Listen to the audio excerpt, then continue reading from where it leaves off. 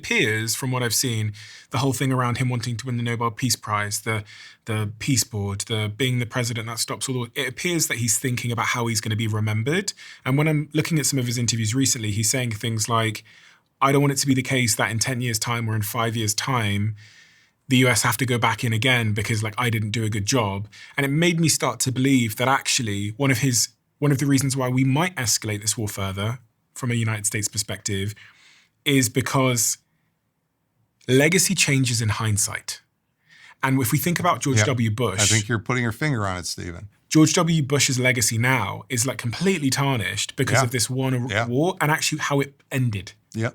But it's also, a mistake in hindsight. But also now mirror image that to the Iranians. Why aren't they thinking about their legacy?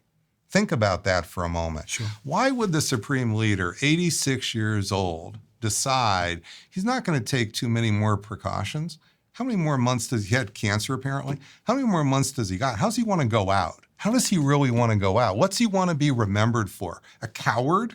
Or does he want to be remembered as somebody who stood up for Iran, the revolution, the whole thing he built his whole life for? You talk about Trump. So when I get into when the cameras go off and I get a chance to, again, let's just say go to the West Wing, I see them worried about their legacy.